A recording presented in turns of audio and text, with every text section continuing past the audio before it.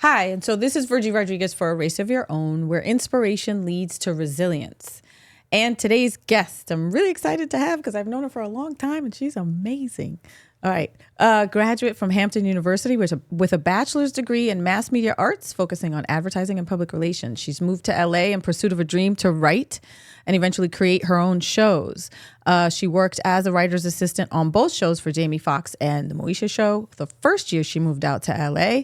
She's worked on BET Plus's All the Queen's Men, where she wrote on episodes and seasons for season 3, 4, and 5. She's written shows for TV shows like Oddballs for Netflix, Born Again Virgin, Let's Stay Together, Second Generation Wayans, and My Life and Kids for ABC. Welcome, Valencia Parker.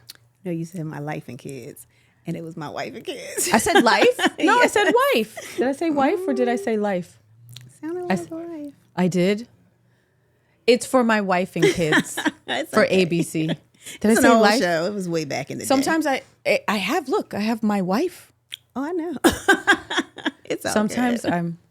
I kind of stumble over my words. But anyway, As long as you get All the Queen's Men right, because that's the latest show. that's the latest one. And that's the one you should be watching now on BET Plus. I have seen it and I like it. I'm glad. I really do like it. I It's like my that first show. showrunner gig. Is it? It is. Was it your first showrunner gig? Mm-hmm. How And it's was a that? drama. I've done all comedy until I did this show. I love that show. Thank you. It's a great show. It's fun to write. I mean, I we can got imagine. people having sex and murdering folks. I mean, What it more doesn't could get you any want? better. It doesn't Okay. get better than that. So, coming out to LA in like the first year, you're here, you work on the Jamie Foxx Show and Moesha, both shows, which are great. How did you Like, how did that happen? How did that happen? Because it's such a, you hear these stories like, oh, I came out to LA and like booked my first gig in like a month. You know what I mean? Never tell anybody to expect their story to be like mine, honestly, because it really was just Jesus. I didn't even know I wanted to write for TV. Like my degree is in advertising and public relations. Right. I never found work in either one of those fields when I graduated. I was working at a law firm and I was like, there's got to be something better. Right. And a friend of mine was doing something she was in grad school and they were screening a film of hers in LA. Her dad worked for the airports or the airlines. He gave us free tickets to come out to LA so I could support her. We went to a party, ran into a friend of ours from Hampton who was writing for the Jamie Foxx Show. Nice. And I was like, wait, writing? And I've watched credits on TV shows my whole life. It Right. still never clicked to me until I met somebody who actually was doing it. I was like, oh my God, because I always wanted to write. Love TV. Right. So I was like, this is perfect. Like your peanut butter's in my chocolate, your chocolate's in my peanut butter. It was perfect. So I went back home and I was like, I'm saving my money. I'm moving out. So I went back home. What did your parents say to that? They thought I was crazy. They didn't think I was going to go. My dad was like, she's not going anywhere. My mom was like, she might. I don't know. And then I got my ticket and they were like, oh my God, for real? And I was like, yes, I said I was going to do this. So my friend from college, who was my old college roommate freshman year, she was like, I just got downsized out of my job. I don't have anything to do. I'll move with you. We moved out to California. You're like, stayed with her LA, uncle. let's go there. Yeah, let's Right. do this. We stayed with our uncle. He let us stay at his house for free in Long Beach. So I did have a trek, Oof, but that's a long drive. it was a long drive. Because, Yeah. well, at that point, I didn't have a job. So I didn't know where I was going to be working anyway. You were like, but I don't even know what that job is like. I had no idea. This is from what Jersey, LA yeah? traffic was This like was from at all. Jersey. I'm from Jersey, but I'm from South Jersey. So it's totally different. Like, Wait, what's South Jersey? no traffic, cows and chickens and Wait, horses and whatnot. I'm very rural. We had a big old garden. People were like, you live on a farm? And I was like, kind of. But it wasn't a farm. But it was What part kinda of Jersey? like a farm. What's that? What part? Williamstown. Williamstown is farmy? I didn't know Nobody that. heard of it. I didn't know that. No. Yeah. So moved out here. The guy who was writing on Jamie Foxx Show, he was like, send me your resume. If I know of anything, I'll pass it along. And he did that really smoothly because he gave it to them and they were like, yeah, bring her in for an interview. Came in, interviewed. I wore a suit, which if you know anything about this business, you do not wear a business suit in Hollywood. Right. I had on a navy Jeans blue and a t-shirt. suit. Jeans, t-shirts, and they sneakers. told me later, Right. they looked out the window and was like, who's this lady come up in here? She coming to audit us? But I had my interview. Everything went great. They hired me to be a PA. It Nice. was my first job. And Then Jamie did a movie, and the writer's assistant couldn't be gone for 2 months. I think it was 2 months we were down. I got to keep my job because somebody had to answer the phones. So everybody else was off for 2 months. I was answering the phones, got a check. That's what I said. It was nothing but God. And then she left. And so I was like, well, if you need a writer's assistant, I can type. And they were like, can you type fast? And I was like, of course. Like, oh, You're like, I was working at a law firm before, but I type weird. I only type with these two fingers and my thumbs. But I was like, but I move fast. And so they were like, okay. And they let me move up. So I was a writer's assistant then. That is amazing. There is that's the best on the job training you could ever have because you're in the writer's room. Right. So you see how how the sausages are made. That's probably a bad metaphor, but that's a bad metaphor. But and then the writers were really generous as far as reading my stuff and giving me notes. And then, but you are a comedy writer, so I am. So I'm always find a joke. I mean, it'll be funny to me. You have to use where the sausages are made. Okay. Somewhere. Yeah, and then my mind went somewhere else, and I was like, "Bring it back, Lance. Reel it in." So yeah, my story was kind of fairy tale-ish because it was 2 months to the day that I moved out to LA. So It was just like bam, bam, bam. And I knew people who had been out here for 2 years and had never gotten a job, never gotten an opportunity, and if it's meant to be, it's just meant to be. It's a blessing. It really was. It's a real blessing. Yeah. I mean, and so being on the job like that and being in the writer's room like that, right?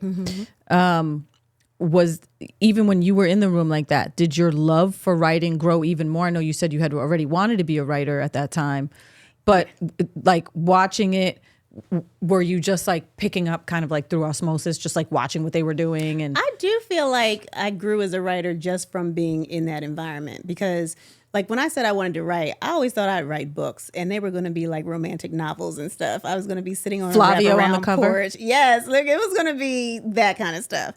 And I've always been like comical, but I don't I never shared that part of me with a lot of people. I was pretty much, if you met me, you'd be like, she's kind of serious. But then once you got to know me, you'd be like, she is a fool.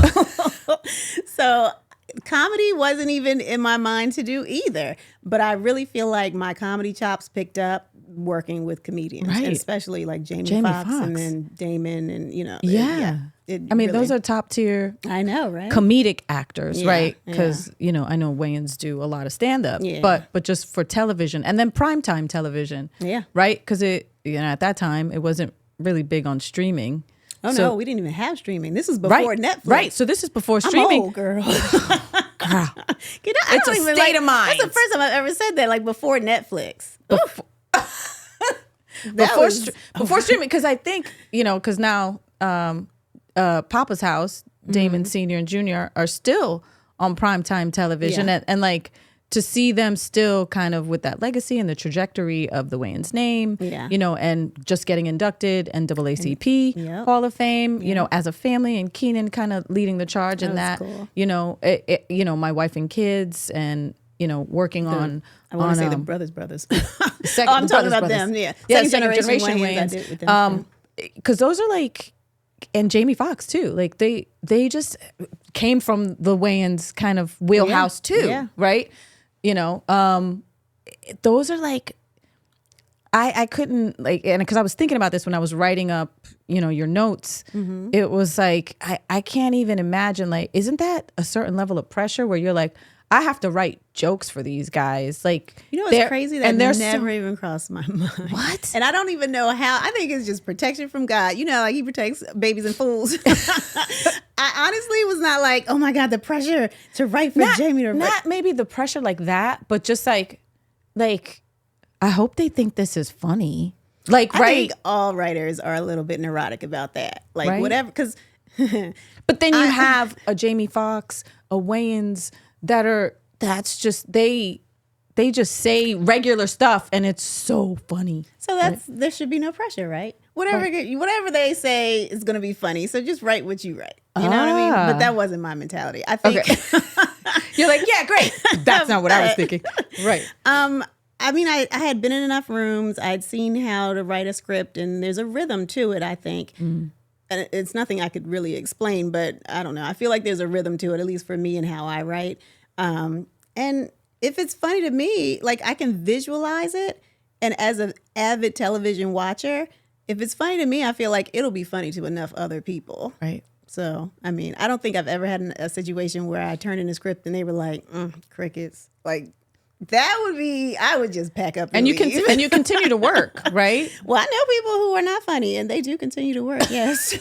It's sad, but it's true. But my stuff is funny. So no, it is. It is. It is. It really is. Yeah, and I, and we've talked about this before because it was during the pandemic when we did cocktails, movies, and stuff. We did an interview and together, and you were talking about being in the room and like mansplaining.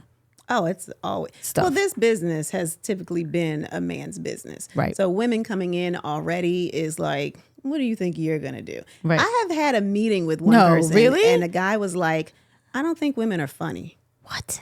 And I was like, I don't believe you're saying this to my face right now. How long ago was this? This was right after Wife and Kids ended. So that was like 2005. Okay. 2006 maybe. 20 years ago, just about. I know. Sorry. You don't have to point it out. We're a little nostalgic here. Just a little. But yeah. And he literally was like, I just don't think women are funny. So I was like, well, why'd you even bring me in here for this interview? I could have saved my gas money and stuff. Like, come on. That kind of attitude is going to probably always be in Hollywood. But and it sucks because it's misogynistic. And it's dumb. I know so many funny women. Like, and I know he knows some of the people I know. So it's just like, he just wanted to be in. Well, female. I don't want to cuss on your show, but no, go ahead. Go for it. I don't asshole. care. That's fine. Female comedians. Exactly. I mean, come on. How many? I just saw Rosie. Rosie. Say too much, you'll know who he is. Tell us. I will not. We want to know. Just know that he's not working right now, and I am. But take that. I mean, buddy. Karma's it is, and it is. And honestly, I feel like you have to kind of just do you. Don't worry about what other people are getting or what other people are doing, because it might look like, oh my God, how are the mean people winning? You know, they'll get theirs, and, and the good people will rise at some point. Yeah. I feel like that's changing. I want to believe that that's changing. I do too. Because you're in it more than I am in that sense. Certain scenarios where the tide is turning. The tide is turning big, and I think people are over. I mean, we could go down this route, and I don't really want to, but Justin Baldoni. I mean, just what he's going through. Mean guy, mean girl culture is over. I think being called out for what it is. I think people being bullied. In that sense, that's what I feel. To me, that's what it looks like. Him doing his lawsuit. I don't know what's really going on with them. I don't know the backstory. I think know that the backstory fighting. was that they were trying to like kind of take credit for his work and what he had done, kind of, and he had built that project for 5 years, right? And so getting it to the point where. Anyway, I don't want to talk too much about Blake Lively because I really don't care. But in that sense, where it's like.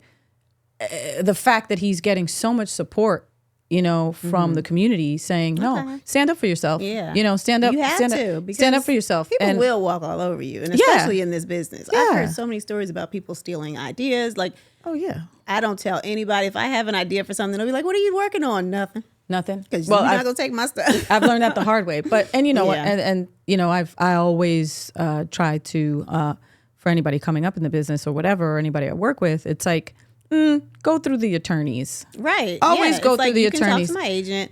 If you and they're like, no, let's do it this way. It's like, all right. And then boom, you see it out in the world. And it's like, I try to tell you. I don't even read people's stuff. People will be like, can you read something for me? And I hate to be like this, but I'm like, no, because if I'm writing something on my own and it happens to have something in there that is similar to what they gave me, then now they're going to be like, she stole my idea.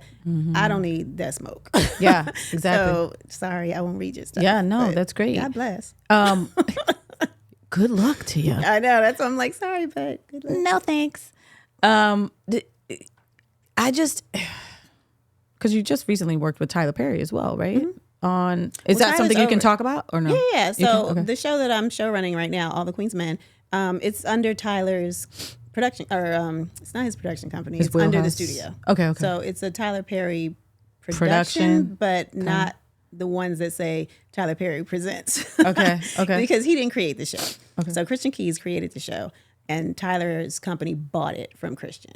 and then now I'm show running it. Wow. Okay. And that's, do you see like, again, I'm trying to like be as cohesive. I'm not getting in trouble with my boss now. No, not even him. No. I'm thinking more like you independently. Like you've worked on all these big shows. So like, is there something where we're one day going to see, Valencia Parker presents, like, are there stuff you're working on? Well, obviously you can't talk about it, but is there, stuff that because these are like big shows and big projects, right? That you get to be a part of or show run.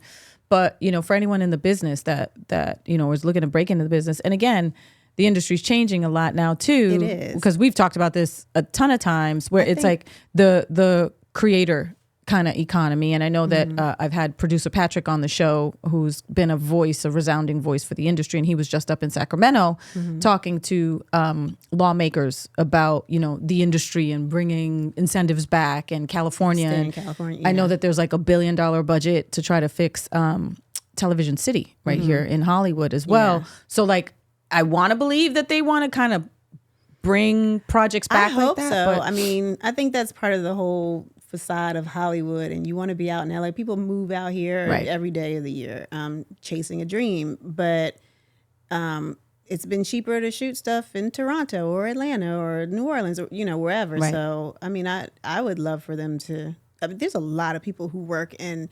To be honest, I don't know how people pay their bills if they're not in this business. Right. California is high. Right. So it would be nice if we could get more projects to stay here. Yeah. But I'm not going to lie, I do like traveling for work. Oh, no. I think it's great.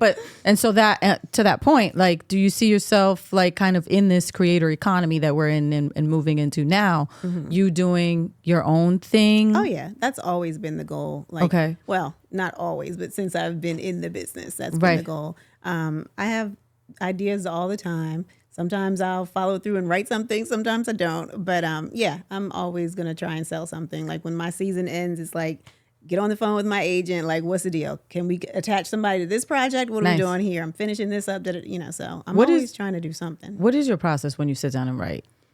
I don't think I have a process. Okay. I just will get an idea and then it'll be like, that's interesting. And I might write it on a Post-it or something.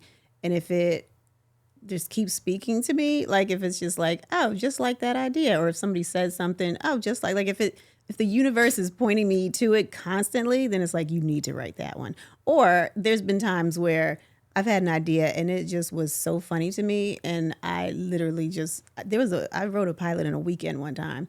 I saw a reality show that there was an instance in the show that made me laugh so hard, and I was like, that's a show. And I wrote a pilot about it. I'm trying to sell it now. Nice. Yeah, nice. So. And do you feel like, again, and I'm trying to like go through different things because there's so much that I talk about here, which is like walking in purpose, right? Like being in the room and writing from writer's assistant, and then you move on to like bigger shows and start writing on bigger shows. Like, for somebody that kind of it was presented to you in that way, it was like, here you go. It's like, did you feel like kind of that pushed you into like your purpose in that sense? I do. I feel like my purpose in life is to bring joy. Aww. And that sounds so Pollyanna, like whatever, but it is. Right. And I found that I was walking in my purpose when I'm writing comedy. I never thought I'd write drama. And that just kind of fell in my lap too. It was the women who produced this show, and it's all women. Nice. And one of them had heard about me through somebody else, and she was like, she reached out and asked for a sample for another project that they were doing, and then they ended up not doing that for their production. Tyler ended up writing all the episodes, but she kept me in mind. And then when All the Queen's Men came up, she hit me up and was like, hey, we're thinking about bringing in somebody to do some rewriting. And I was like, if it's feasible, because I also was like, I'm not rewriting for $3. Like, I didn't know what they were going to offer me money-wise. So I was like, we'll see, throw me a number, back up the Brinks truck. Right. We'll see. And then they ended up not calling me for the first batch of what they were doing. And then they had a meeting with me because I was like, hey, but I have this other project. If you guys would be interested in something, they had a meeting with me and they were like, we're actually not really interested to read that yet, but would you be interested to come on? We're going to do a room. So I was like, oh, Nice. yeah. I thought they were just hiring me to be a writer on the show. So I was like, yeah, that's fine. And they were like, we want you to run this, right? And I was like, no, I did not know. So, okay. You hadn't run a room at the time? I had not run a room before, and I had never done a drama before. Okay. And so for people that don't know what a showrunner is. So I run the writer's room. Okay. So that is when we put a room together of writers. I'm the head of it. I will map out what we're going to do for the season as far as each character, the storylines, all that. And then we just kind of brainstorm, okay, where are we going with this? So, Nice. I mean, we have to run it through, it by studio also. But yeah, it's our brainchild, basically. They had the idea already. They had the characters and we just built on it. Okay. And so you have to manage not only the room, but you're working with the studio. Mm-hmm. I have to deal with notes with studio. I have to deal with the writer's room and the story and stuff. And then when I go down for production, when we actually shoot, then I have to deal with all the production stuff too as well. So Wow. It's a lot, but it's fun for me. Yeah. So I think what's that line? If you do something you love, it's like you never work a day in your life. Right. No, it's work. I'm not gonna front, but And you got it is long fun. days. Yeah, they're long days. But Writer what's days are funny? long days. When I was working at that law firm in Philadelphia before I even got in the business, I used to complain every minute of the day. Like I'd be there, and I didn't even have a lot to work. You were like, work this to is do. crap. I was like a floating secretary for a while, and I literally would just sit there and read books all day. Every now and again, they'd be like, "Can you type this up?" And I'm like, "All right." Nothing. And then they put me on somebody's desk. But the two men that I worked for, one of them was super self-sufficient. He never asked me to do anything. And the other one would barely ask me to do stuff. So I really didn't do a lot of work when I was there. But I was like, I hate this job. I don't want to be here. Because I just didn't want to be in that environment, And then I would complain about the days. And they were like 9 to 5. I never stayed longer. It was just an issue. You were like, it's 4:30. I really was like, it's time to go. And then I moved to California and I'm on the Jamie Foxx Show. And there was like one night we were there till 2 a.m. and I'm just as chipper.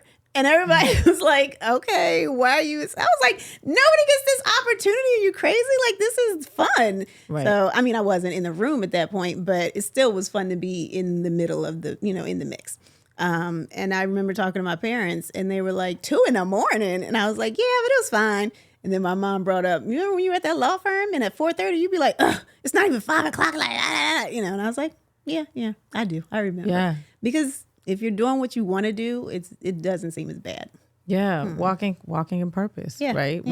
Walking in kind of what we came here to do. Yeah. So to speak, Yep. And a lot of what I talk about too is like being in a race of your own, right? So, we're going to have ups, downs. We're going to plateau sometimes, have some tumbleweed moments. So for you, if you were to give, a young writer or somebody that wants to break into the industry or wants to maybe just create some original content, what piece of advice would you give them to stay in a race of your own? And I know your race has been very unique and very kind of like self-sufficient in that sense. It was, but not always. Like I had years when I didn't work. Right. Like I was like, I don't know what is supposed to happen, but this ain't it, Jesus. And I had learning moments and I came out of it and, everything worked out.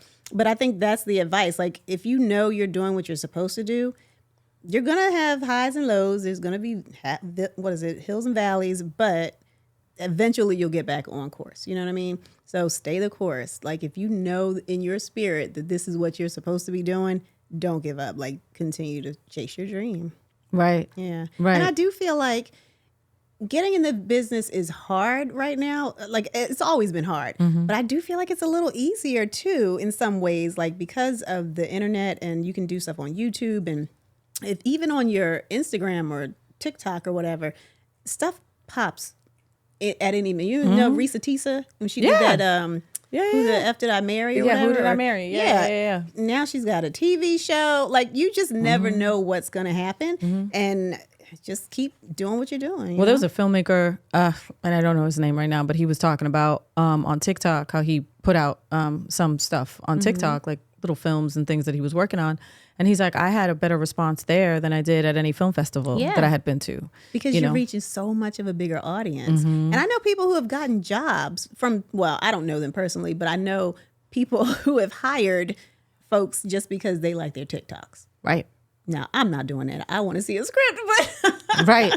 Yeah, there's like this, I'm like, that's you got a nice little situation. God bless them. But there's like this balance, right? There's this balance of like, I don't mind using TikTok to put this kind of content out and reach people and like maybe get a message, but there's also other stuff that I'm working on that no, like I'm gonna do it properly. It's gonna be done the right way, the correct way. And the thing is, each thing, like you said, properly, it could be proper to do something on TikTok, a specific project this way and another specific project another way. Like everything's different, so you got to feel what's best for you and each project. Yeah, and I had another a producer, Delise, talk about that. I was talking to her about Tubi and how people be talking bad about Tubi, but you know how folks are getting movies made daily, and it's a rev share model. Yeah, right. Like if there's a way to make some money, like I don't know what those splits are, but there's a way for people to make money on there, right? So